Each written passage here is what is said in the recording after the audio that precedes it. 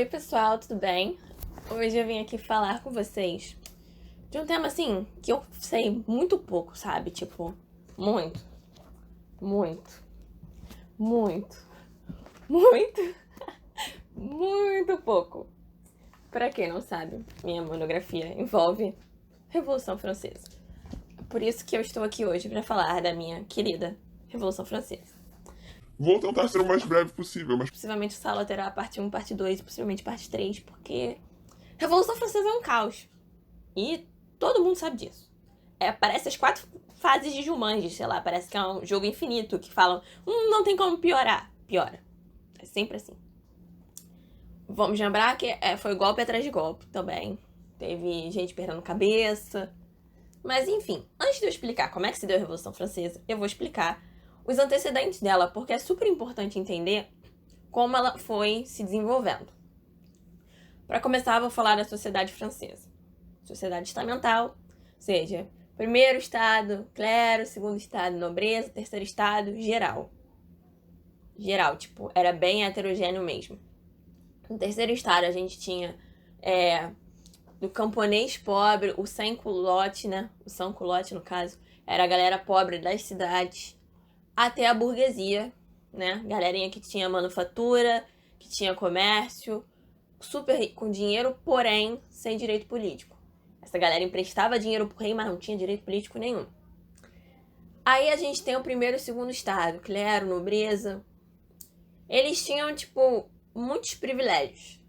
Entre eles, a isenção de impostos. Por que eu tô falando isso? Porque, bom, isso vai ser um problemão lá pra frente. Então vamos lembrar que só o terceiro estado pagava imposto. E dentro dessa nobreza, né, a gente tinha uma leve divisão, chamada nobreza de toga, nobreza de espada. Quem era a nobreza de toga, Ana? Bom, eu já falei lá na aula de absolutismo, vou repetir. Nobreza de toga era a galera da burguesia, que comprava cargos burocráticos, e nesses cargos burocráticos vinham com títulos. Então eles não eram nobres por sangue, eles eram nobres porque eles compraram um título e ponto. E aí a gente tinha a nobreza de espada, que era a galera do sangue mesmo, que vinha de maneira hereditária sendo nobre. Como já deu pra ver, tem assim uma leve divisão entre a nobreza, entre os nobres. Tem a divisão do clero, da galera do alto clero, que gastava dinheiro adoidado, enquanto o baixo clero tinha que tentar sobreviver como dava. Então aí a gente já vê pequenos conflitos dentro da sociedade. A gente tinha a burguesia que emprestava dinheiro, mas não tinha direito político. A gente tinha a distinção entre os nobres, porque a galera que era nobre de fato, nobreza de espada, tinha todos os privilégios possíveis e era super bem tratada dentro de Versalhes. Já a galera que era da nobreza de toga não tinha todos os privilégios, ficava muito atrás na questão de convites para baile, convites para algumas coisas, tinha de tudo um pouco. Mas vamos dizer que eles tinham 70% dos privilégios que a nobreza de espada tinha. Isso já cria um conflito. Enfim, para completar a situação, temos uma França com crise econômica. Mas por que crise econômica, Ana? Bom, para começar... Vou espirrar. Também tô querendo. Começou com péssimas colheitas.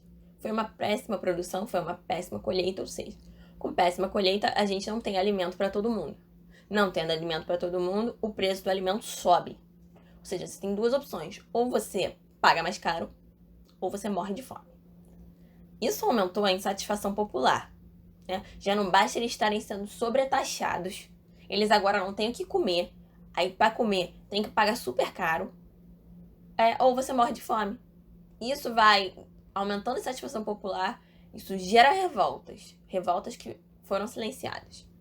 Para além disso, a gente tem uma tentativa muito, muito, muito branda de uma revolução industrial na França. Vamos lembrar que já teve revolução industrial na Inglaterra e vimos como a Inglaterra ficou. E aí a França, obviamente, que competia com a Inglaterra em questão de mercado, falou, vou fazer minha revolução industrial aqui também. Só que não deu muito certo. Porque a maioria da população francesa vive no campo. Então quando você cerca os campos, para onde essas pessoas vão? sabe? Sem sentido. Ou seja, mais gasto de dinheiro desnecessário. E aí, para além disso, tem derrotas na Guerra dos 7 Anos. Ou seja, gastou dinheiro com o exército e com equipamento, é derrotado. Tem enorme gasto de dinheiro para ajudar os Estados Unidos na independência deles contra a Inglaterra. Já diz tudo aí, né? Independência contra a Inglaterra. Inglaterra é inimiga, vou ajudar a prejudicá-la, tirando os Estados Unidos dela. Muito, muito, muito dinheiro foi gasto para ajudar os Estados Unidos. Para além disso, a gente tem gastos absurdos para conseguir sustentar a corte. Vamos lá, a corte. Porque todo mundo julga a Maria Antonieta falando que ela faliu a França. Ela não faliu a França. Mas para manter a corte lá, os nobres lá, para evitar uma revolta, é necessário fazer com que eles se distraiam. Para se distrair tem que ter baile, tem que ter chamar coisas que distraiam, tipo apresentações exóticas e tudo mais. E isso requer muito dinheiro, muito dinheiro. Então não foi Toninha que faliu a França. Foi toda a nobreza, tá? Se for contar assim, foi todo mundo, não foi só ela. Ok? Ela não era a única a dar festas. Ela dava bastante festa. Mas não foi a única. Entendeu? Luís XIV fez a mesma coisa e ninguém julgou. Enfim. O rei estava afundado em dívida. O rei não estava afundado em dívida. Ele estava com o empréstimo até o pescoço. Ele falou, não tem como. Não tem como. Preciso convocar a galera, né, da Assembleia dos Notáveis, que era a galera da nobreza e do clero. Porque a única saída que eu tenho pro meu país não quebrar, pro meu reino não quebrar, é taxar todo mundo. Não só mais o terceiro estado. Eu preciso taxar todo mundo. Porque só assim eu vou conseguir começar a sair dessa situação. Bom, o rei convoca essa galera aí. Ele explica a situação, mostra, pô, galera, aqui, ó. Esse aqui é o nosso livro de contas. Estou falido, estou devendo, preciso taxar todo mundo. A galera, né, da nobreza do clero fica, o quê? Você quer taxar a gente? A gente? Impossível. Impossível. Sabe qual é o seu problema? É que você deu a administração para pessoas erradas. Se você desse a administração pra gente, o dinheiro talvez estivesse mais bem administrado.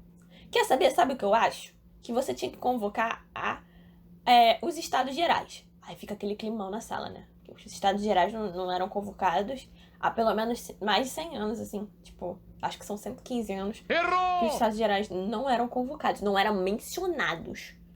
Mexeu com os estados gerais, ficou tipo aquela cena das branquelas. Ele quer falar da mamãe. É tipo, querem convocar os estados gerais. É isso que vocês querem, então é isso que vamos fazer. Os estados gerais foram convocados em maio de 1789. Como é que funcionava? Eu vou explicar de forma simples. Funcionava assim, era um voto por estado para definir as coisas. E nesse caso, iam definir a situação econômica da França. E aí, cada estado, né? O primeiro e o segundo estado tinham 300 deputados cada, o terceiro estado tinha 600. O terceiro estado virou e falou assim, essa votação é injusta, hein? Vou te dizer, hein? Nunca ganho nada. Só tô aqui, tomando na cabeça, sofrendo aqui, sendo cobrado mais imposto. Sabe o que eu acho? Que o voto tinha que ser por indivíduo, não por estado. Mais uma influência iluminista aí, gente. Enfim, eles escrevem fazem como se fosse um requerimento, mandam pro rei e falam, olha, nós achamos que tem que ser voto por pessoa. Enquanto o senhor não definir isso, a gente tá out dos estados gerais. Só vamos voltar quando você fizer isso. O rei vira e fala, não vou fazer. Eu vou fechar essa salinha aqui, onde vocês estão. Já que você tá com essa birra, ninguém vai fazer nada agora. Ponto. E aí a galera do terceiro estado, né, os deputados do terceiro estado se reúnem, vão pra uma outra sala, a sala do jogo da pela, e instauram a Assembleia Nacional Constituinte. Eles só vão sair de lá, né, quando tiverem uma ideia, né, um princípio de Constituição. Menino, Constituição, né? Complicado. Nesse inteirinho, galera tá lá reunida fazendo isso, né? Aí o rei fala, bom, eles estão lá fazendo alguma coisa, mas sabe o que eu vou fazer? vou botar meu exército aqui, né, para evitar uma possível revolta, risos, da população apoiada por esses deputados aí. Só que a revolução começa, né? A revolução já começa, né, quando a convocação dos estados acontece. Mas a gente tem um marco na história que é chamada a Queda da Bastilha. E a Queda da Bastilha foi 14 de julho de 1789. O que era a Bastilha, afinal, né? Essa é a fase 2 do Jumanji. A Bastilha, fase 2? Fase 1. Não sei, fase 1.2, vamos aí. O que era a Bastilha? A Bastilha era uma prisão que ficava em Paris, que era destinada para os inimigos do rei, ou seja, era uma prisão política. Ponto.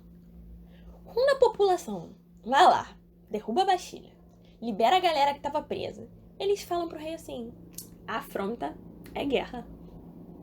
Você tá deixando a gente morrendo de fome. Vocês estão aí vivendo um luxo imenso. E você achou mesmo que a gente vai ficar quietinho na moral. Não tem como. Achou errado, otário. Não tem como. E aí, teve a queda da Bastilha. Foi a maior afronta, né, contra o poder real. Os reinos de fora ficaram tipo: meu Deus, e agora? E agora? Segundo golpe, a Assembleia Constituinte, né, Nacional Constituinte, começa a dar certas ordens, tipo, finaliza, dá fim à sociedade de ordens, né, de estamentos, ou seja, não existe mais primeiro estado, segundo estado, terceiro estado, agora todo mundo junto. Dá fim aos impostos indiretos e faz reorganiza, né, a administração pública. Mas você pensa, agora todo mundo vai poder, né, entrar na administração pública? Não. Ela faz isso voltada para interesses burgueses. Então, tudo é favorável ao burguês. Não a galera pobre lá de baixo. Pior ainda, proíbe greves e associações de trabalhadores. E faz outra coisa para tentar, né, melhorar o endividamento francês. Eles pegam as terras que eram da igreja, sabe? A igreja tinha vários castelos espalhados ao longo da França. Falam: não é mais seu, é do Estado. Valeu? Nobre, você burguês que quer enriquecer? Quer passar a ser nobre? Você quer esse castelo? Olha, castelo bonito. Você quer? Compra. Pegavam esse dinheiro e tentavam pagar as dívidas públicas. Foi isso que foi feito em geral. E aí, em 1791, a gente tem a Constituição aprovada. E ela é baseada no direito do cidadão, na Declaração dos Direitos do Cidadão e do Homem. Dê um Google, porque é uma declaração super legal. Essa primeira declaração que a gente vê igualdade jurídica, que todos os homens são iguais perante a lei. Outro artigo, né, dessa Declaração dos Direitos do Cidadão e do Homem que está presente na Constituição o princípio de toda soberania reside na nação, em essência. Nenhum indivíduo pode exercer autoridade que dela não emane expressivamente. Ou seja, essa Constituição dizia pro rei assim: agora, meu amor, você é rei dos franceses. Você não é mais o rei da França. E você não é o rei da França por direito divino. Você é o rei dos franceses porque a gente fez um contrato aqui, um lero nosso, que a gente se resolveu aqui, e você é o nosso rei. Mas assim, tu tem que ser na moral com a gente, pra gente ser na moral com você, ok? E aí a gente tem uma monarquia constitucional. Essa Constituição foi a primeira Constituição, né, da França. Porém, tem 2 detalhes sobre ela. Ela finalmente corta, né, esse laço que tinha com o feudalismo, corta esse laço dos privilégios aristocráticos em geral. Porém, ela não atende a população em geral. Então, ela não é democrática. Mas é um pontapé inicial para isso. Aí, beleza, temos a Constituição. Então, a gente não precisa mais dessa Assembleia, beleza? Beleza. Vamos para outra Assembleia. Aí tem a Constituição da Assembleia Nacional Legislativa. Temos 2 grupos nessa Assembleia aí que vão brigar, que vão ser a polêmica da Revolução Francesa. Nós temos os girondinos e os jacobinos. Girondinos, galerinha conservadora, falou: putz, acabou já, né, os privilégios, né, aristocráticos. Tamo de boa, a Revolução já foi feita. Tamo suave da nave. É isso. Só vamos decidir aqui as leis que vão ficar, que vão sair. Show. Beleza. E temos os jacobinos, uma galerinha mais radical, que falou: agora que a gente começou, a gente vai terminar. E não vamos terminar assim calminho, tranquilo, não. Eu quero mudança de verdade. De verdade. E essa galera vai passar a ter confrontos pro longo da Revolução Francesa, né? Pro longo da Revolução Francesa. Tamo aí. Reassinou, né? Maneiro. Lá a Constituição. Ok. E aí, Toninha, né? Maria Antonieta, é da Áustria. O irmão dela, agora é imperador da Áustria. Mamãe dela governou a Áustria durante muito tempo. O irmão dela tá vendo a situação ali, o cerco pegando fogo, vira pra ela e fala: Toninha, vem você e sua família pra cá, que eu te dou proteção e a gente depois vê aí como recuperar a França. Ela vira pro Luís XVI e fala: querido, meu irmão tá oferecendo da gente ir embora. E eles viram pro conselho deles e falam: a gente vai embora, a gente fica, como é que a gente fica aqui? Tá uma situação de instabilidade total. O conselho fala: ok, vamos arranjar sua fuga, beleza? E aí a família foge em direção à Áustria. Chegando pertinho ali, falam: ué, você não é o rei? Né? O que você tá fazendo aqui fugindo? Prendem o rei, prendem a família real. E eles não são levados de volta para Versalhes. Eles são levados para o Palácio de Tuileries, em Paris, e ficam presos lá. Eles passam a ficar presos lá, porque qualquer coisa, eles estão agora muito perto, né, do ambiente político, então qualquer coisa que eles fizessem, a galera caía em cima ali. Essa prisão movimentou ainda os exércitos estrangeiros que conseguiram invadir a França, né, o norte da França, e derrotar os exércitos franceses. Então, a situação tava pegando fogo.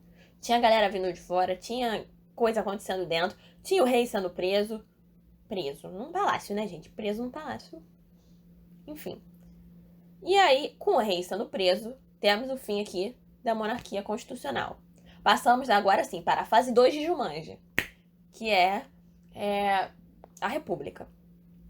A República, ela começou sob o controle dos girondinos e depois passou para o controle dos jacobinos, com o nosso Robespierre, com cortem as cabeças, período de terror. Como é que funcionava essa república? O governo, né, era constituído por uma convenção, que ficou conhecida como Convenção Nacional.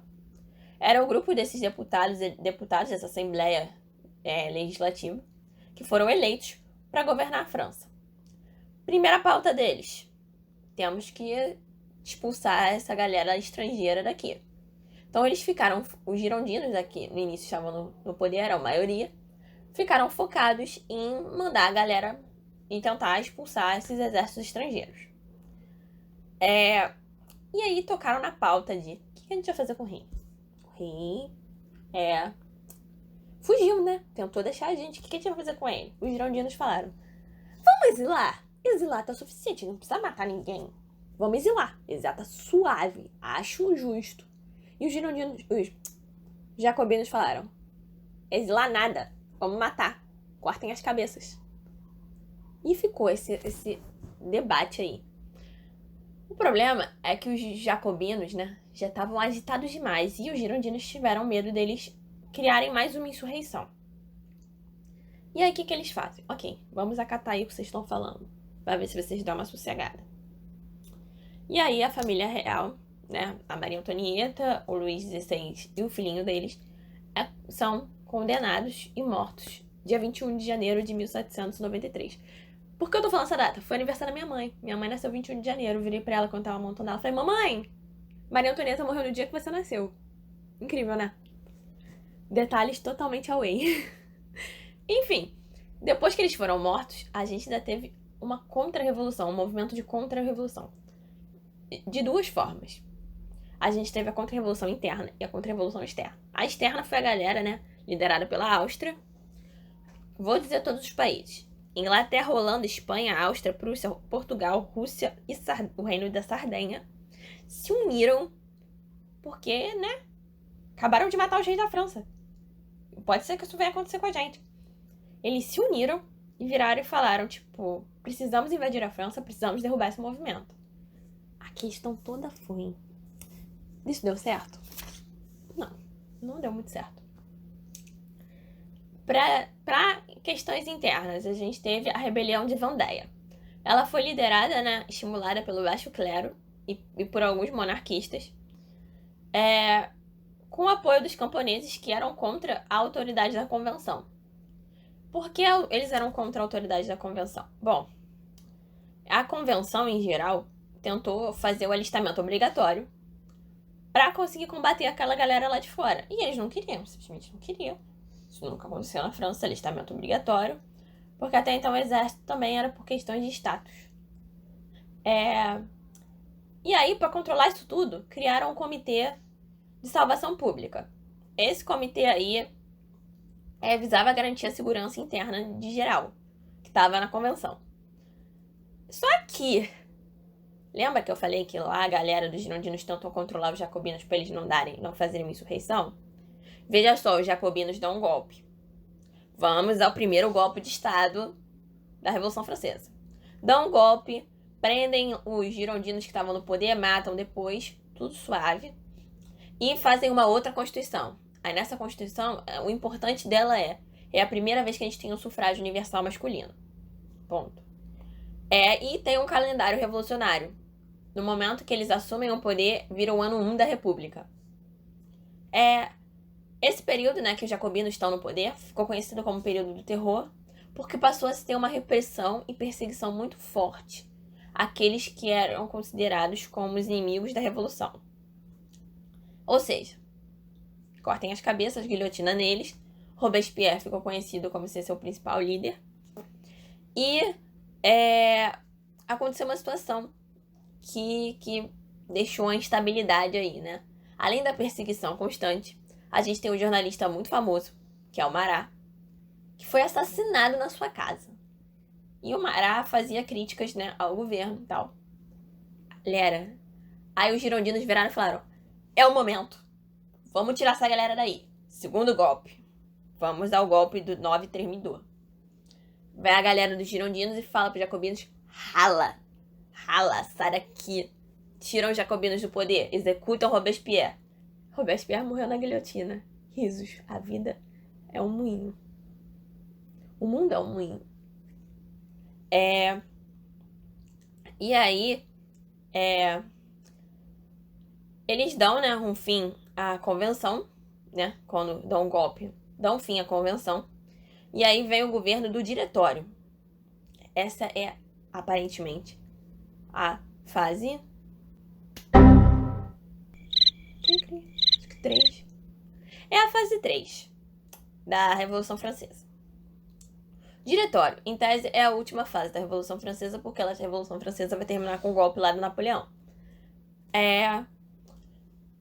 A convenção, ela se dissolve, né? Como eu falei, com o golpe ela se dissolve e vem o diretório. É a fase mais conservadora da Revolução, porque ela tem como objetivo terminar essa revolução. Falar, acabou, vamos tentar montar uma estabilidade aqui nesse país que ele tá instável, né? Eles tentam acabar com o radicalismo proveniente, né, dos jacobinos, com um possível retorno e também, né, com um possível retorno dessa aristocracia. Eles queriam literalmente um governo novo mesmo. Novo, com direitos iguais e tudo mais. Mas foi um período de tamanha instabilidade. A gente teve crise econômica, teve tentativas de insurreição, teve outra invasão dessa coligação de países da Europa, tentando silenciar o movimento de novo. Não teve apoio popular, não teve adesão ao governo do diretório. E tem a Constituição de 1796. Essa Constituição corta o sufrágio universal. Ela volta a ser um voto censitário. Ou seja, ela é bem conservadora mesmo, ela é bem retrógrada mesmo. E o poder executivo, como eu falei, fica na mão do diretório mesmo, que são 5 diretores, que têm poder, eles são eleitos entre eles mesmos. E o poder legislativo é exercido por 2 câmaras. Ambas câmaras eleitas. A gente tem o Conselho dos Anciãos e o Conselho dos 500. E aí a gente tem um possível levante que foi diminuído antes mesmo dele acontecer. O que foi essa conjuração dos iguais? Era um grupo, né, de jacobinos liderados por Graco Babeuf, que estruturou tipo um programa que defendia o fim, né, da propriedade privada e queria dar um fim ao diretório. Eles simplesmente queriam isso. E a igualdade social. E queriam, obviamente, uma igualdade social mais radical. Queriam, tipo, todos nós somos iguais. E essa conspiração, ela foi denunciada e todos foram presos e guilhotinados. Simples assim. Só que, com essa insurreição, o governo passa a se aproximar do exército. Bom, ele se aproxima do exército. Essa aproximação ela é constante. E quanto mais o governo se aproxima do exército, mais o nome do Napoleão ganha notoriedade e prestígio entre os membros ali do diretório e entre os próprios membros do exército, porque ele veio, né, do terceiro estado e foi subindo, conseguindo ascender dentro do exército. E, obviamente, com essa aproximação, ele visou galgar algum cargo político. Ele só não esperava chegar onde ele chegou. Na verdade, ele tinha essa visão. Ele tinha uma visão bem conquistadora mesmo. E aí, depois da tentativa de uma segunda invasão, né? Terceira invasão da coligação estrangeira, né? Dos países europeus contra a França, e a França ganha, o exército ganha força. E aí o Napoleão ganha força junto com isso. Enfim, vamos ao golpe do 18 Brumário. O golpe do 18 Brumário se deu por alguns motivos. A burguesia, né, a famosa classe média, acreditava que a única solução para a instabilidade do país seria um governo forte, feito por um militar. E eles acreditavam, né, que o Napoleão era essa figura forte. Eles acreditavam que o Napoleão podia ser um novo líder, né? Eles o viam como salvador, até mesmo como novo rei. A gente já viu esse discurso, né? Esse discurso é muito velho. Qualquer semelhança aqui é mera coincidência, né? Enfim, e aí em 1799, o Napoleão, com o apoio da burguesia, com apoio militar, entra, né, no diretório, destitui o poder dos deputados, fecha o diretório, dando um golpe militar, risos, civil-militar, se teve apoio, né, da burguesia, chamado golpe do 18 Brumário. E assim ele dá fim à Revolução Francesa e institui o poder do consulado. E ele assume parte, né? Assume o poder do consulado. Galerinha, foi isso. Eu tentei resumir de uma forma muito, muito, muito resumida. Eu poderia entrar em muitos detalhes aqui, né? Mas eu acho que essas são as fases que vocês têm que entender. Eu falei 4 fases, mas no final foram 3. Mas se contar toda a fase do diretório, toda a monarquia constitucional, já criam diversas fases de Jumanji. Mas é isso, eu espero que vocês gostem. Eu sei que essa aula ficou enorme. Falei que ela ia ter 2 partes. Mas é isso, eu espero que vocês gostem muito, porque eu adoro esse tema. E é isso, e não esqueçam, às quartas a gente usa rosa, tá? É só isso. Beijos.